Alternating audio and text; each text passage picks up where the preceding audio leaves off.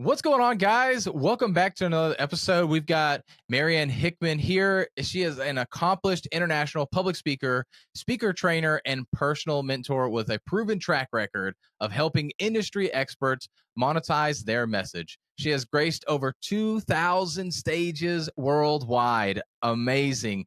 Sharing her expertise on self-development, message delivery, and revenue growth through stage leverage. Marianne is passionate about empowering individuals to achieve financial success and create positive impacts in their communities. She is married to Richard Hickman, and together they are raising 6 children while building an empire of mission-driven speakers. And we were talking about something offline, and I really want to make sure we get to this. There's plenty of stuff we're going to unpack here today, but Marianne, you were mentioning something about that, just that moment of getting on stage. And as a speaker coach and speaker, sometimes we just think about you want to get on more stages and be in front of people. And it almost seems selfish as you're talking about that. And there is a little part where it is vanity for us as speakers because it's exciting. And we want to be in front of people and be that center stage, literally and figuratively. But there is another side to that, which obviously isn't vanity. And if we're only about ourselves showing the spotlight, then clearly we're not going to get on many stages because people are going to smell that commission breath or smell that selfishness that we have in everything. And I see you laughing because I saw a video recently where you talked about that commission breath. But you mentioned something about that stage and getting on and a little bit about Tony Robbins. And I wanted to hit record. So let's go ahead and get into that before you forget that thought and we go off on so many tangents because I know we're going to have a great conversation today. This is going to be fun. Phillip, first of all, thank you for having me on the show. It's so fun to connect with other speaker trainers and experts of the industry. For me personally, I don't believe in competition at all. Agreed. If we serve the same audience, let's freaking go. Let's double down on the value and train people and help people out. What's up? Marianne Hickman here. Hey, listen, I'm about to give you my phone number, so write this down. 801-509-5495. I want you to text me. What questions do you have about the stage or getting on more stages or getting on podcasts? What questions do you have about monetizing your message and bringing in clients? I want to help you make money with your message. So text me 801-509-5495. Let's chat. So I just want to say thanks for having me on your show. It's an honor to be here. Yeah, of course. Well, it's okay. So I got to finish this thought. You're right. I don't want to forget it. When I was at Tony Robbins' event, gosh, this was, I want to say it was 2015, somewhere in there. He talked about these 6 different basic human needs. And you'll find similar versions of this, Maslow's hierarchy of needs and lots of things, but he boiled it down into 6. And the 6 basic human needs are certainty, variety, significance, connection, growth, and contribution. Now, we were talking, backstage, if you will, about this significance. And I think this is something that, in fact, I know it's something that everybody needs. We need to be recognized because it helps us emotionally know that we're on the right track, that we're doing the right things. Gosh, there's so many reasons to have this. But if you have a giant need for significance and you fill it with things that actually don't satisfy, that's where you get this ego. That's where you get this insatiable need for everyone to just look at me and look how cool I am and look at all the things that I'm doing. And you lose connection with your audience. Audiences can smell this. They know that it's all about you and what you bring. And that's the total bass-ackwards way to play from stage. If you're going to serve people, guess what? You're in a room with maybe 12 people, maybe 100, maybe 7,000.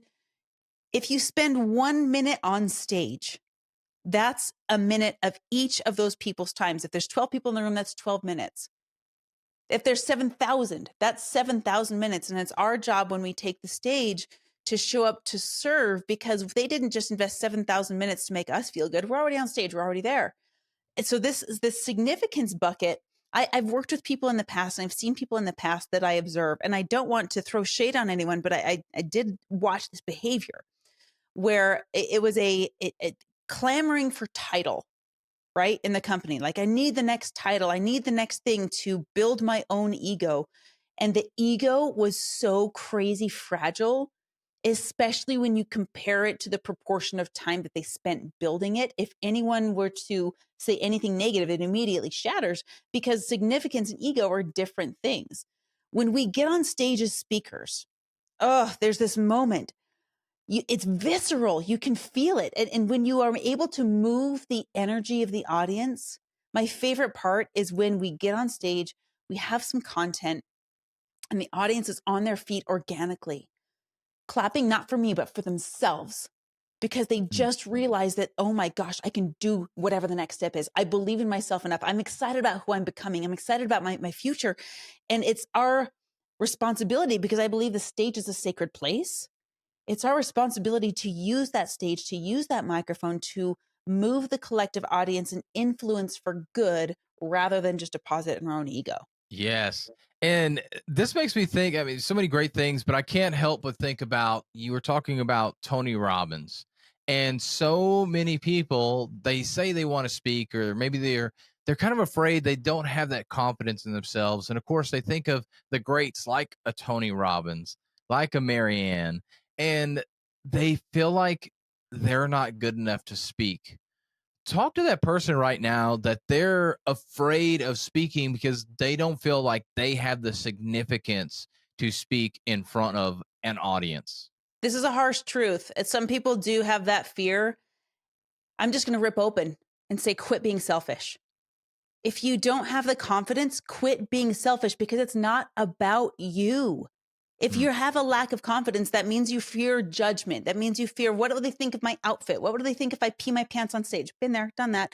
What do they think if I mess up my words? What do they think? Blah, blah, blah. And it's all about me. So if you lack confidence, it's just because you're so self-absorbed that you're forgetting that you're serving. And when you're serving, you're full of confidence because you know you're maybe 1 chapter or 10 chapters ahead of whoever is in your audience. And no one can erode that from you, because you're showing up not to fill your own bucket. And it's funny how the ego, and on the other side of the same spectrum, you have this not good enough. They're really the same stick, just 2 different ends of it. I either am, both of them are pretending to be something that I'm not.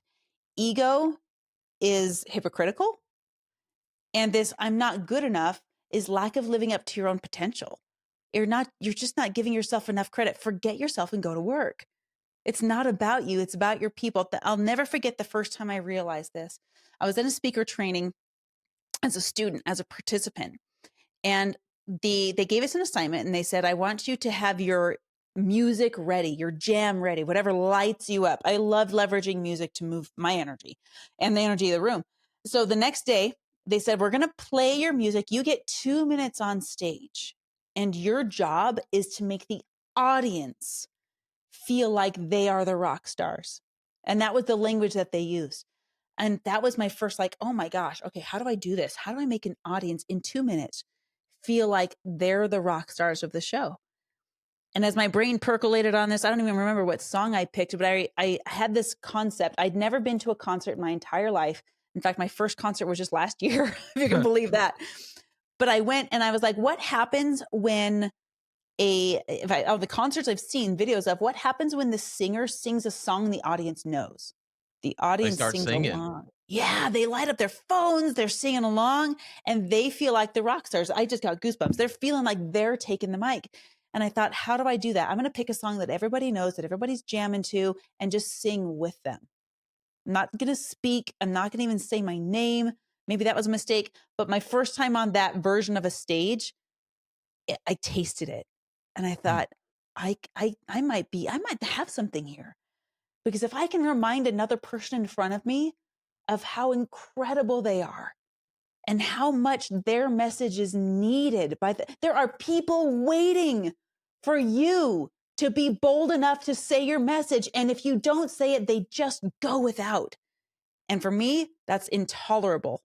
So I'm hell-bent on finding the best people on the planet, teaching them how to deliver their message, and making some good happen, because you and I both know we're raising kids in this world where evil and corruption has affluence, it has money to continue doing what it's doing, and it's tearing families apart.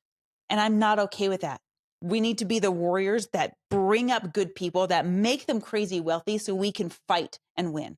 Yes, completely agree there. And I know you didn't say this exactly, but when it comes down to the individual, if you're being selfish, not wanting to get on that stage, just realize that the message that you can share, your background, your story will impact different people than Marianne and myself can. So even if we share the same message, and it goes back to what you're saying, like us being speaker coaches, yeah, some people be like, why would you have a speaker coach on your podcast? That's a competitor. One sense, yes, it is, but at the same time, Marianne is different. She's different than me. She's going to attract different people than I will, and vice versa. But we can also work together, because it's not about, can we make more money? Can we just have all our own clients? There's so many people out there that need to get their message out, and we are not going to be selfish enough to not work together, to come on a podcast together, to not allow other people to get better. We want to be able to bring a great message here. And so your story does matter. Your story is significant. You are significant. So stop being selfish. But Marianne, you mentioned something about serving. And when I think about serving, I think about bringing value. And that's easy to say. But what are a couple of tips that you can give us in order to make sure that as we're speaking, that we are being of service to that audience and really bringing in that value for that audience? That's a great question. So one of the very first things that I do when I open up an event is ask the audience what they're there for. Now, the event obviously has a theme. It's already attracted them. They're already in the room. They're already on your live. They're already in your podcast. So they kind of have a connection with the event in and of itself in some way, shape, or form. They're there for something. But what I love to do is I don't make it rhetorical. I ask the audience, pull out your notes and write down the first line of what you expect to get before you leave this event, because you sacrificed to be here. If they're a live event, they got babysitters, they got work covered. Maybe some of them are sacrificing salaries. I've even met people that literally use their last dime to buy a plane ticket and couldn't even buy lunch that day because they're banking on that event changing their lives. And so I have them write down, what do you want? And then put a little box next to it as if you expect to check it off and receive it. So if I'm serving the audience, I have to know what they're there for. And I don't let them be vague. I have this saying called, don't use potpourri. Potpourri smells great, but nobody knows what it really is. So if you come to an event and you're like, oh, I want financial freedom. Well, that's cute. Great. Everybody wants that. But what does that mean for you? You got to have a dollar amount that means every month so that you know how far you have to go. Yeah. How close are you? You might be almost there already, or maybe your financial freedom number is too small. It doesn't actually mean freedom. Maybe it means independence, but not freedom. So I have people write down what they want. And what that clues me in on is where to direct my signature presentation. You know this. We don't take notes to the stage. We don't take our phones to the stage. We don't, bring our script to the stage. We don't speak behind a podium. We're just standing there to deliver. And if we have a plan that we are married to, it might not be what the audience needs. I can't tell you how many times I have pivoted and shifted my message. I needed the backstage to back me up. My PowerPoint was useless because my audience didn't need what I had prepared. They needed what I was inspired by. And I needed to be open and ready to go. Forget all of the guys, dude, we train on body language. We train on tonality. We train on stage geography, all of this stuff. The best thing you can do before you hop on stage is forget it all. Because again, you're so self-absorbed of, am I doing this right? Am I, is my hand in the right place? I don't know what to do with no, forget that. Show up to serve your audience. So just ask them what they need. And if you can fulfill on what they need, then you've done it. When I work with people during an event, I will check in. Maybe a third of the way through, I'll say, how many of you have checked your boxes already? And if you haven't, share with the person next to you what you need to check off your box. And I'm literally polling the audience. So I know by the end of the event, did they get what they came for? That is amazing. I can't help think you mentioned something about not having your message together. And there's kind of two things. I want to touch on something real quick, and I want to come back to that message because I know that's an important question to ask and get some good answers and clarity on.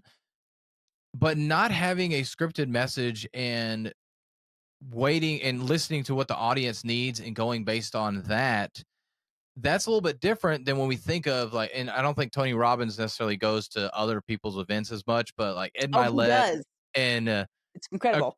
Okay, well, and then Jesse Itzler, like those two, I've actually seen them a couple of times, and they did like the exact same speech. Now it was better the second time around that I saw them, or the multiple times around that I saw them, but it was basically the same speech. And as I'm hearing you talk and knowing how events work, those guys are just to put butts in seats. Now, yes, they have a great message. They can give you some great information, but then it's speakers like yourself who aren't as big as those people are, that have the massive followings, that bring the ticket sales in, that are the ones that are actually teaching the content.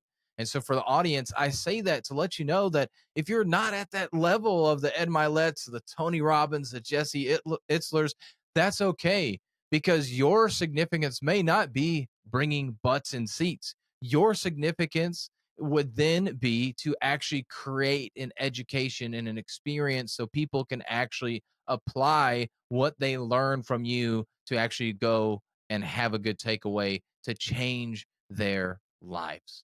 And so I want to circle back now on what I was talking about. Marianne, you mentioned something about, and if you want to put in some thoughts on what I just said too, feel free to do that. But you mentioned about sometimes you scrap your whole speech essentially, and you don't go in with a memorized speech, something that you wrote down. You don't have notes and stuff like that. And I'm sure you get this question all the time as well.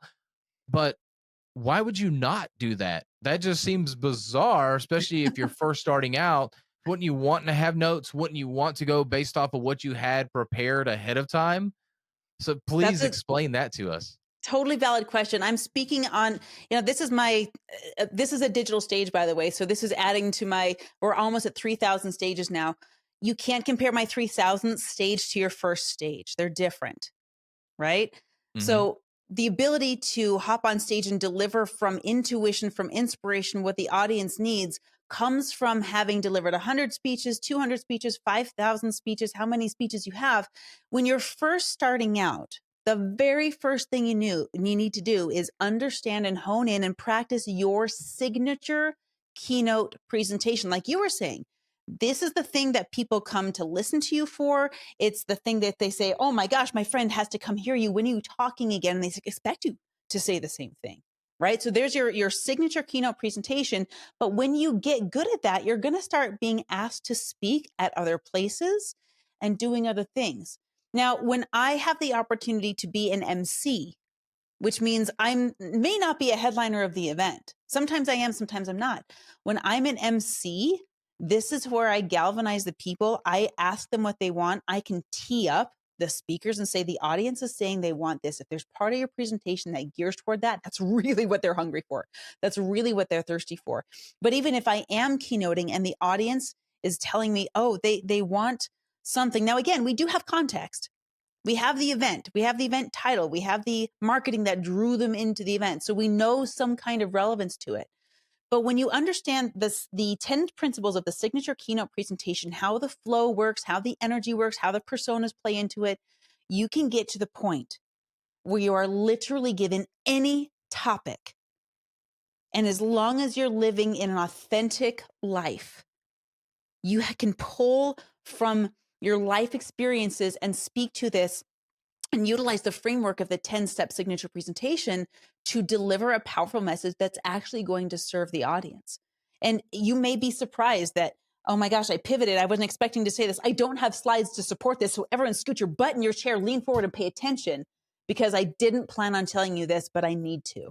Yeah, that part right there, like scoot forward. I just have to tell you this. I've seen a lot of speakers actually do that. And even in my mind, being the speaker coach, I hadn't thought, oh my gosh, I can't believe it. They're not prepared. I'm like, oh man, if something has hit them, they feel like they have this message they have to share. Like, I'm more engaged in that now. And because I'm sure there's probably some naysayers listening right now, they're saying, wait, what? You had something prepared. Now you're going to do something that you're not prepared. Yes, because it has to be, there's something I is just on my heart. I have to tell you now. It has to be that, not, you can't come in and say, well, I didn't prepare, so I'm just going to try and talk to you based off of what I think you want to hear. No, Right. that's not going to work. People are going to be like, okay. I'm And they're not probably coming going to tune back. out pretty quickly. Definitely, I this should totally be agree. something, like you said, as you've had the experience, start doing that. If it's your first stage, No, I still wouldn't be like super memorized, have your script, all your notes, stuff like that on that first stage if you can help it.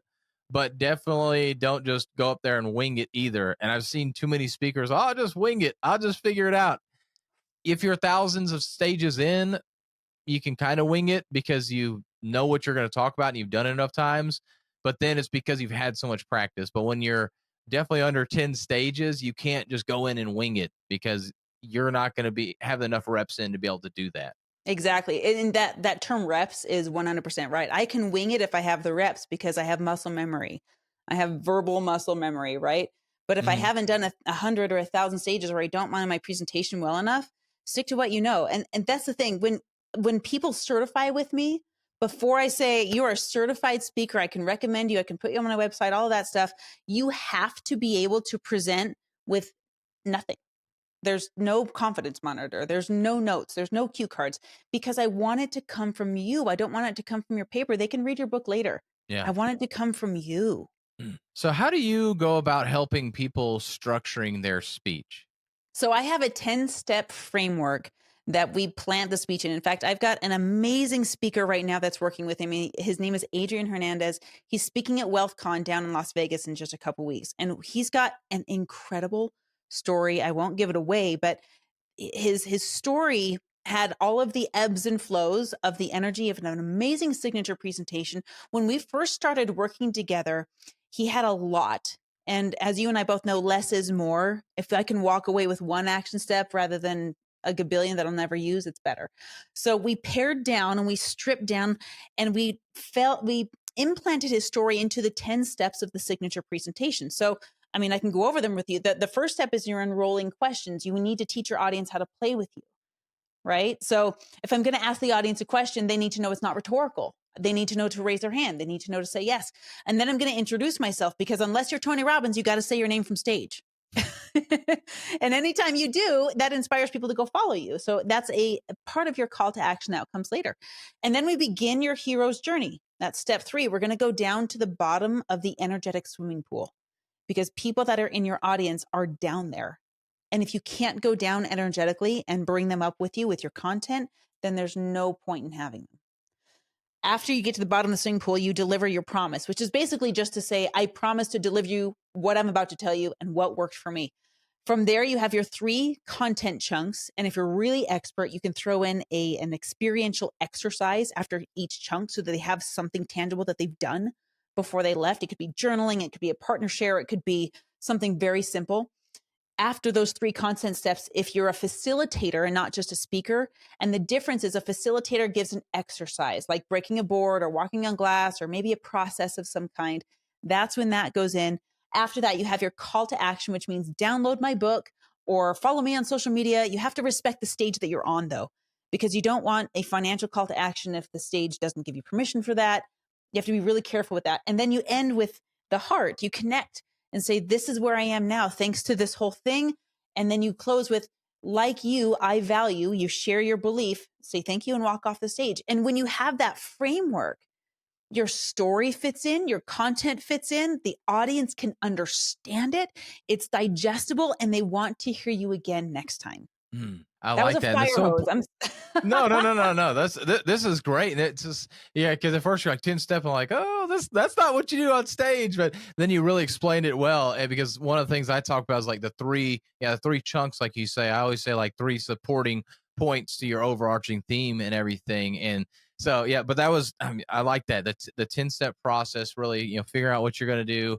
I can't repeat all 10 to you. So make sure you go back and listen to that, guys, because there's a lot there for sure. But really that important part of after you've introduced kind of what you're talking about, introducing yourself.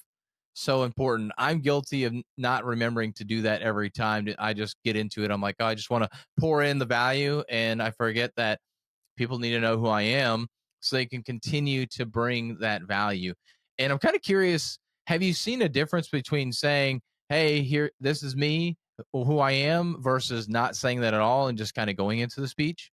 Definitely. And I notice it more when I'm sitting in the audience because in the back of their heads, I mean, you've probably experienced this too. You've been in enough audience to know where the speaker doesn't say their name. That's bugging you Mm. in the back of your head because you're probably taking notes and you're like, I don't know what to put down here. If I like this person, I don't know how to find them again. And so it's nagging you and you're distracted in the back of your brain because you don't even know who's talking. That's why Yeah. when they have it on the news, they put their names underneath there, even if they're on the Yeah. news for like 30 seconds. And would this be the same thing if you had an MC that introduced you? Would you still do that even then? Absolutely. Yeah. And when I'm emceeing, my job is to warm the audience. I get them hyped up. I develop a personal relationship, even if it's 30 seconds before they hop on stage, with the person that's about to come out. And if I'm the speaker, I'm still going to say my name. I'm still going to kind of share my credibility, which answers their question, why should I listen to you, Hmm. without throwing in ego, right? But it really is this MC's job to hype up the audience. But if they didn't, you got to pick up the slack. Yeah, for sure. And you mentioned just like saying a couple things, your name and a couple things of credibility. I think it's an important thing as well. Is I've seen a lot of speakers that go up there more not experienced or little experienced speakers that even without an MC, I understand a little bit lengthier introduction of themselves to give that credibility. But I've seen them, the MC will sit here, blah, blah, blah, blah, blah, say all these things about how great they are since sliced bread. And then they're like, so let me tell you a little bit about me. And the worst part is that's like the first thing they say. They don't even talk about, hey, this is what we're going to talk about today. They just go right into it. And so that's definitely something that newbies on stage really do. And if you go right in just saying, hey, this is me, the MC, that's understandable. They're introducing the speaker. But if you, as the speaker, start saying, hey, here's who I am, my name, how great I am, what I've done, here's why you should be listening to me, you're going to lose the audience because immediately you're about me, me, me. You're about yourself rather than the audience. So, yeah, Right yeah. on the nose. Exactly. So that's why why you say that. I'm sure you tell your clients, "Hey, you've got to talk about what you're going to talk about there. Introduce the topic, have a question, get them curious first, and then bring it back to you very quickly with the credibility." And it's probably like 2 to 3 sentences. Nothing where you're going to spend 2 or 3 minutes. And I've seen speakers do that, and that is the Wow. worst thing ever. I spent all this money to come here. I don't want to listen to your whole history of who you are and how great you are. Yeah, it's like I could look you up on Wikipedia. I don't need this. Yeah, exactly. Yeah, if you're that big of a deal, you're on Wikipedia. Like, so I shouldn't have to do that. But yeah, and then I like you have the three chunks and then have the call to action at the end. How important is that call to action? If you don't have it, don't speak. Mm, That's how mm, important it is. If you don't have a call to action, don't bother. Because if your speech is good enough, they're gonna want more of you. Now, the person that I'm training for this big event, he's not allowed to do a giveaway. He's not allowed to do a QR code or anything like that. So what wow. is call to action? He's gonna say, hey, just follow me on social. Right? He's Yeah. allowed to do that. He checked with the presenter and who owns the stage. He said, come follow me on social. So he has slides. On every slide, he's going to have a social. And then I said, when they go to your social, the pinned post that you need to have on your social is, hey, you probably met me at WealthCon. Thank you for being here. Ryan Pineda is the bomb. Here's the book that I'm giving away to everybody. And they can go to your social media and download Mm, that. But if you don't have a call to action, then why are you on stage? Like, yeah. seriously, there's no reason to do it because and it's not for selfish reasons either. And yes, it does grow your customer base and it will grow your business. That's one of the points of doing this. But if your audience loves you and they can't continue to play with you, then why are you up there? Such a good point. Such a good point. And that's kind of crazy with not like barely being able to do anything there with the call to action. I get that not selling a product. I'm surprised by the giveaway there, but hey, everybody's different. And that is smart to then ask, hey, what can I do? And I like that the pin post thing. I hadn't really thought about that. Like when I do a call to action, have that like, hey, here's me on that stage. If you can get a picture out quick enough, or maybe it's just like before, somehow you can get a picture of you saying you're on this stage and have that as that pin post. I think that's awesome. That's a perfect way to make sure that when people do see you, that they know that it is you without having that blue check mark. Is apparently that's the way to be the legit person now, is have the blue check mark and everything. Oh man, there's so much controversy about it. I just did it and I'm like, I don't even know if it helps, but whatever. Yeah. Yeah. I had it for a while. I got rid of it. And then I've had some friends like, saying something to me about it. I'm like, I don't know. It didn't seem to really benefit me. And so we'll see. Maybe down the road I'll get it again, especially if I get more popular, or as I get more popular, maybe then I'll worry about it.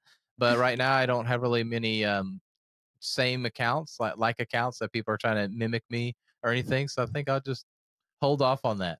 Yeah, People yeah, can just and know me you're for right, me. once people start copying your logo and copying your name, then yeah, go for it just to verify you, but, for especially when people are just starting out in their coaching business, people that might be listening to this, it's not an expense that has an ROI necessarily in the Yeah. beginning. Yeah, exactly. And you mentioned something about business. And before I want to get on the business side of this, but one thing that I've noticed a lot of people, and you probably as well, they talk about wanting to be a speaker, but then they don't really treat it like a business. They just think, oh, it'll be cool to be a speaker. I just want to speak. But then you ask them the simple question of, well, what do you want to speak on? I can speak on anything. No, you I anything mean, is that gets me nothing. scratching my head like, what? Like, this is crazy. So talk to us about the importance of like knowing what type of audience you want to talk to, what kind of message you want to have, and like kind of being niched down at, especially at first, in order to really build up that significance as a speaker in the speaking world. This is critical. I didn't used to think it was, and it is. Now, niching down is a scary thing for people because they think, "Oh my gosh, if I niche down, I'm going to lose my personality and not going to get to do all the things that I love and talk about it." Well, that's not necessarily true, but people have to know what pulls them to you. Because if you think you're speaking to everybody, nobody will hear you. Mm, If you can think you're talking on everything, you're really saying nothing. And that's just the truth of it. When people meet me, they know I'm an elite speaker trainer. They know that because that's what I do. It's what I teach. It's what I love. It's what I'm passionate about. Do I have a hobby farm with chickens in the backyard? Uh-huh. But that's not what I talk about on stage. It's not it's a side fun thing for me. I get to have it and I do post about it on my Instagram every now and then cuz I think it's fun. But that's not why people come to me. People run to me because they say, I have a message. I don't know how to get it out there. I want to do this. And if you're speaking for the sake of speaking, that's right back into the ego. That's right back into selfish land because I just want to be on stage. I don't care what it's about. I'm like, well, then go on YouTube Live or go on Facebook Live and knock yourself out. But unless you have a business, here's what's going to happen is you're going to get burnt out. I actually was talking to someone just yesterday and I said, tell me about where you see yourself in a year. And he said, oh, I want to I want to speak on stage. I want to do some good. And I said, okay, well, I could get you into one of my courses or programs, but I don't know if there's an ROI for you because a year from now, you don't know where you're headed. And he said, oh, yeah. And I said, well, okay, so you can hop on YouTube Live, you can do all this, but if you were to do YouTube Live for a year, what would you have to see after a year in order for you to keep going? And then it clicked. He said, oh, it has to be making me money. And I said, there it is. You mm. either need to be making money in AdSense, you need to be coaching people, you need to be paid to appear on stages. One of those things, something that makes it a sustainable business model. Otherwise, you're just going to burn out. Yeah, exactly. Having that vision of where you're trying to go. And that's what I tell people all the time when it comes to that message. What is your end goal? To me, that's the selfish part of creating your speech. What do you want the audience to take away at the end? What is your idea when you get done with that speech, when you step off stage? What do you want to happen? If you have no clue, then what are you going to do? How are you going to know if it was a good speech in the first place? Like you said, I want to be able to have money after a year of doing YouTube. I want to get leads. I want to get more followers. There's got to be something so you can create that call to action at the end, but also so that way, whenever you're sharing that message, it's pointed towards something. And yes, Mhm. being niche down, it is scary at first. And you don't want to be so niche down that it's like you only talk to underwater basket weavers that are, let's call it, men over the age of 70 years old and all this craziness, like not that niche down, but let's talk to maybe people like, if let's swimming, since we're talking about underwater basket weaving, maybe it's people that like to go swimming and then you somehow like basket weaving in there, but you're talking to people that like swimming perhaps. So like that's kind of a niche, if you will, very random niche. I don't think it's going to work too well overall. I don't know how big that market is there, but you want to really just kind of niche down a little bit because then people can recognize you. Like you said, it's all about being able to be recognized. When you're for everybody, nobody will recognize you, like you said as well. But on the other side of the business, when what most people, I think, why they want to become speakers outside of maybe creating more impact, giving back to the community through their message, through the lessons they learned and their life stories, is to get paid. And right now, that seems to be the highest paid profession per hour is speaking. So talk to us a little bit, and I know this is a vast a question, but talk to us a little bit about how we could start getting paid as a speaker and some of those steps we need to take in order to get to those paid gigs. Oh, for sure. So there's lots of ways to get paid as a speaker and lots of stages that you can appear on to go down each one of those avenues.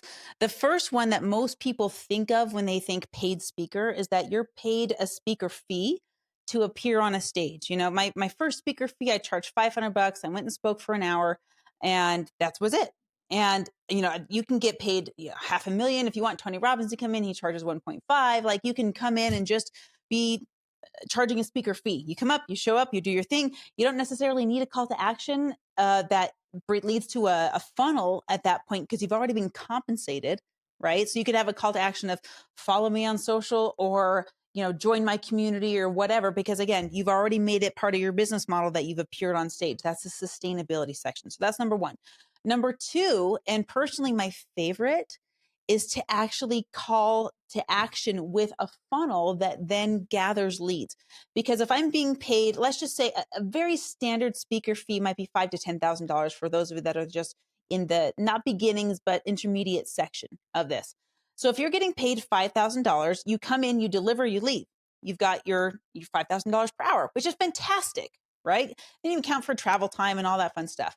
But imagine for a second if you knew how valuable a lead, a customer, was for you. Maybe each customer, on average, because you've done the math, each customer is worth $1,000. We'll just pull some numbers up, right?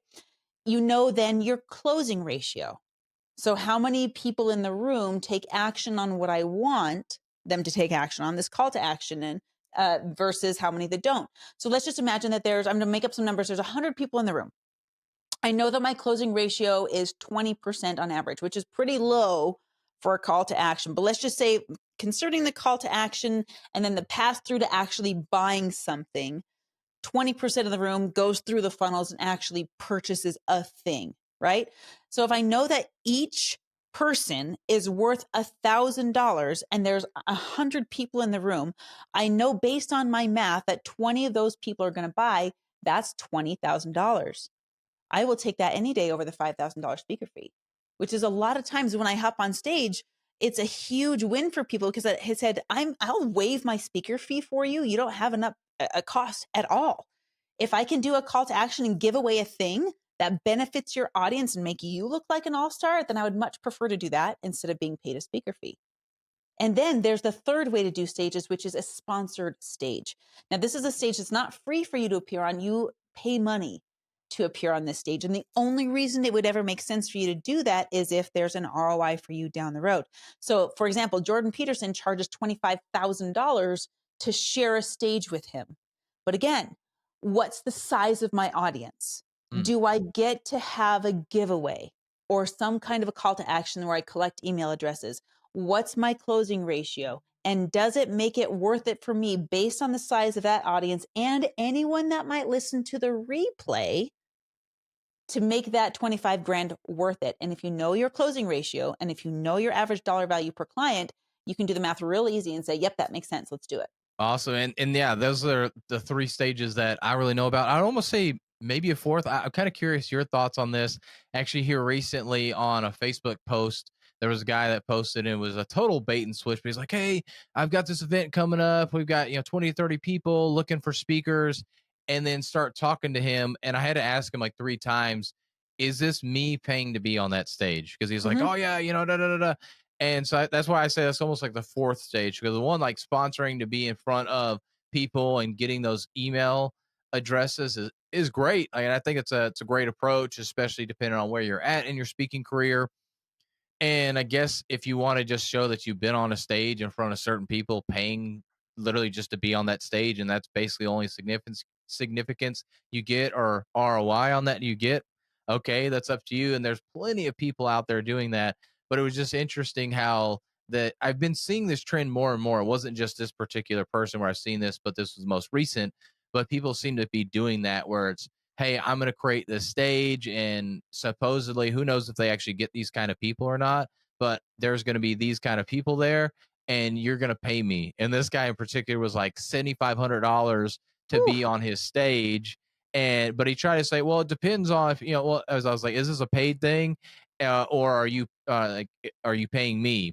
And he's like, well, I mean, it kind of depends. And it was like, oh, you can come basically pay. And if you pay for a certain package, then you can attend this mastermind in 2024 and then speak on the stage in 2025 So and you're all this stuff. sponsoring that stage. Yeah. So it's kind of, Yeah. it sounded like a little bit of a shady, but a forced sponsorship. Yeah. So it's just interesting how it is. I mean, so I'm not going to say it's wrong necessarily. I think it's wrong on the person that's doing that because they are being a little shady rather than being upfront like, hey, this is a paid stage to be on if you want to. And then, yes, there is significance in that because then you can have photos, you can have videos from that. But it's just like another way, if you will, to get on stage. And long term, you'll get an ROI because now people are seeing you on more stages and everything. And just out of curiosity there, because some people, and this is basically like business, as you're getting started, it's a onesie, twosies kind of thing. How was that for you? And I know you started at a very young age with speaking, but when was kind of like that? I don't know the right word, but like the catalyst where it went from onesies, twosies here and there, where you were getting stages where you were consistently getting on more and perhaps even being asked to be on them versus you having to ask people to be on them. It really happened when I saddled up to a mentor. I didn't Hmm. understand what mentorship was. All I understood about higher education was go to college and get a degree. And I realized very quickly that I wanted to out earn all of my professors. None of the professors that were teaching me had the revenue that I wanted to make. And I thought, well, you can teach me how to be a college professor because that's what you know, but you can't teach me to make the money that I want to make. So I got to look somewhere else. And that idea of mentorship started to nibble at me. I started going to a lot of seminars and all of these things. And I went to a private event at my brother's house, of all places. I met a mentor who said that they had this track record. And I was super skeptical. I was like, oh, well, if you think this, well, I'm going to call you on it. Got his phone number, called him. From what I could tell, he was everything that he said he was. And I was like, okay, hold on, there's something here. So then I started going to each one of this mentor's events and I started looking with my backstage goggles and why are they putting the pad of paper over there? And why are they talking this way? And then it evolved into that particular mentor needing a co-host for a stage. Now I have made a commitment to myself. If I'm going to pay 25 grand to mentor with this person, then I need to suck everything I can out of it. I burned all the other bridges. I quit my job. I was just at the feet of soaking everything in. And this event that was coming up, he actually, at the small event prior, he said, he gathered a bunch of people in the back of the room and said, I need a co-host. I'm going to, work with people that I know and so forth. And he called this little cluster of people on a whisper campaign out of the back of the room to kind of give them a chance to appear on a stage in the lobby of the hotel room or the building and see what they were made of and see could any of these people be a potential candidate to even co-host or MC for me. I wasn't invited to that group, but I snuck out anyway. And I was like, I want to do stages. This is it. So I delivered that. And within 3 months, I was teaching public speaking to people who paid 25 grand to learn. Wow. And I was like, oh my gosh, it just flipped. There's something here. And then I was asked to appear on all these stages. I was asked to MC. I was asked to travel and do all these things. And that was, I have to go back to the answer to the question, which is mentorship. If you want something that you don't have, find someone that's got it and saddle up next to them. Pay any price, travel any distance to be able to do it. Mentorship is so important.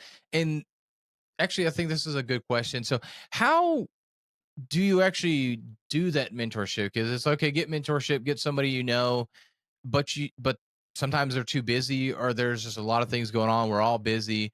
How do you get the most out of that? I mean, I know you said do absorb anything you can, but did you have like a certain kind of schedule that you try to do, ask certain questions? Like what did that kind of look like roughly speaking for those that maybe want to end up seeking a mentor? Because I think that would be an important answer for them. I spent it boils down to something very simple, not as complicated as a schedule and all that. It's the power of proximity. Our most valuable asset is not our money, it is our time, because it is the only non-renewable resource that we have, period. So I said, I'm going to spend as much time as I possibly can sitting next to this mentor as possible. I don't care if I'm running to get his coffee. I don't care if I'm editing videos. I don't care if I'm taking registrations in the back of the room, volunteering, because I'm so hungry and starving for what they know. I learned more than what they taught me, because I was observing everything. I thought, how do they run business? It wasn't part of any kind of curriculum or deliberate training. Like, how does he talk to his people? How does this person connect with this person? How do they network? And other mentors started to come to my life, and I started to learn from them. Everyone can teach me something. So every event that I felt inspired to go to, I went to. Every book that I was told to read, whenever there was a book mentioned from stage, I'd read it, because there was value in that person who was ahead of me, who read it. So I picked up the book, and I was just this starving sponge, and anything that they did that yielded results, I tried to copy until I started to get traction, and it worked. I know that sounds overly simplistic, but if I tell you that I budgeted 3 to 6 p.m. every day, that might not be your perfect time, right? It is the energy of the action more than the action itself that will drive the result. And the other part, that which we mentioned way earlier, you had a desired outcome, which was to learn how to be a speaker. And so if you had that in mind, and what did you need to do? You needed to pay attention to that person that was a speaker. So have that desired outcome, know what your goal is, and then find somebody, like you said, with the mentorship to do that and just absorb everything. So it's not just wait till they teach you something. It's about observing everything that they do. And you mentioned the proximity, being around them any chance you can. Yeah, go get that coffee, just be there. Being around them, you're gonna pick up those things. So amazing answer to how to really take the most advantage of that mentorship and the things to really do within that. Marianne, this has been amazing. I've really enjoyed this conversation. I know my audience has gotten so much value out of this episode. If they want to follow you, as I know they will, where's the best place for them to follow you? I know you're everywhere. So where's the best place for them to follow you? I am omnipresent. I just have blasted out there. I do have a YouTube channel up and running, but I'm most active on Instagram. It's just Marianne_Hickman. You'll find me there. And Phillip, I just want to say thank you again for this opportunity to share with your people. These people are lucky to have you. And if you're listening to this, then Phillip is the person you need to saddle up to. If you want him as your mentor, then you've got to listen to every podcast that he produces, because you have an obligation. If you want someone to be your mentor, then you have an obligation to digest everything that they have produced, because you better come to the table educated with the proper questions. And if they've already said it, it's your responsibility to go listen. Amazing. Well, Marianne, thank you so much for being on the podcast. This was a pleasure to have you on. Thank you so much, Phillip. Hey, thanks for watching. Go ahead and hit the subscribe button. And of course, make sure you text me just directly with whatever questions you have about building your brand. You want to build your signature keynote presentation. Maybe you're at the stage where you need to get your ebook out. You need to help writing that. Let's do it all. Whatever you have questions with, wherever you're stuck, just text me 801-509-5495. Let's get this underway and make you some money with your message.